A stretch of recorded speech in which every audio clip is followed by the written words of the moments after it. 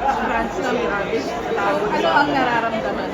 Siyempre, nung una talaga, akala ko talaga na pupunta ako sa awards night, siyempre para sa particular na kaya ko maging best actor.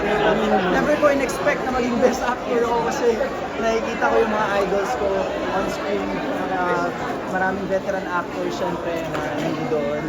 So, never ko naisip na makuha ko yung best actor. So, I'm very thankful sa lahat, sa director namin, sa mga co-artist, sa actor ko. As in sa member ko, Miss Anne Paloro, Miss Anne Villegas,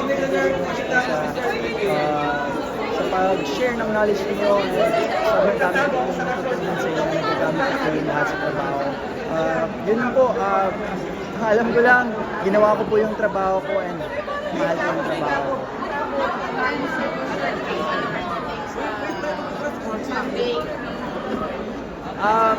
Ano po eh? Cuisine or marunong ka na ba dati?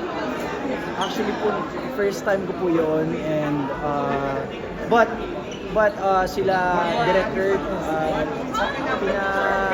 nag-undergo talaga ako ng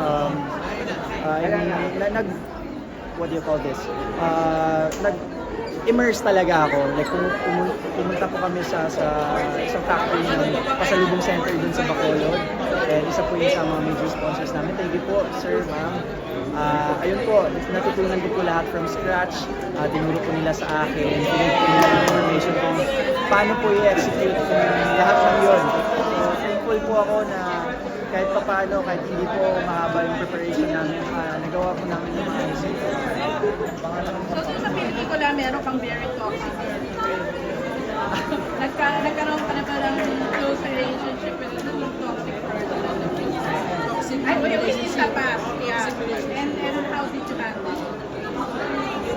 Well, sa film, I'm sorry. Sa film, di ba? You had that in real life. Paano mo hinandle? In real life, wala naman po. Although may ex po, pero we end up civil naman po, everything is okay. So, I mean, wala lang, naramdaman ko rin po kasi yung sa film kasi reading ko yung script pa lang, nararamdaman ko na po yung emosyon. Sobrang thankful po kasi sobrang galing ng co-actor ko si Pao. Nagbibigay talaga siya ng emosyon. I can feel it. Yun po yung isa sa mga back po namin na alam mo na yun. Ba't po namin na attain po yung ganito rin ang Kuha ka dahil yung language na requirement is fit sa'yo or nag-audition ka ba din? Actually, may mga artist po na ina-eye nila to cast, but ayun po, unfortunate enough na isa ako dun. So, ayun po, bago po ang lahat, syempre nag-audition po ako, nag-try po kami mag-read lines and all that.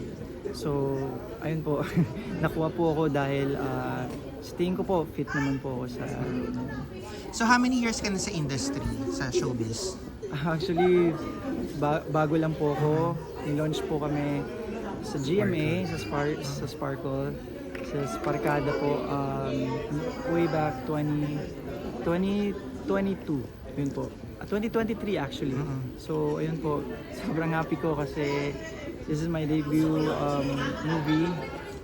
Sobrang swerte ko rin na sobrang galing ng mga katrabaho. Ano yung mga nagawa mo sa GMA? I'm currently nasa Abot Kamay po ako ngayon and AOS din po. Ano yung meron nakuha mo sa Abot Kamay na na-apply mo dito sa ano?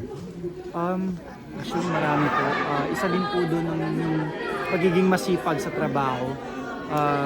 Kasi maayos po talaga ang mga work ethic ko talaga ng lahat ng mga cast na Abot Kamay and isa po yun sa mga napulot ko sa kanila and sobrang importante po yun sa akin kasi ako po yung taong sobrang gusto ko makuha ko rin yung mga pangarap ko. So sobrang swerte ko na may mga tao sa paligid ko na maayos yung work ethic and nakakahawa siya and nabe-benefit ko po. Okay, last na lang na film. manood po kayo under Kayayang Moon. Now showing sa Gateway Cinemas po. Thank you. Thank you. Thank you.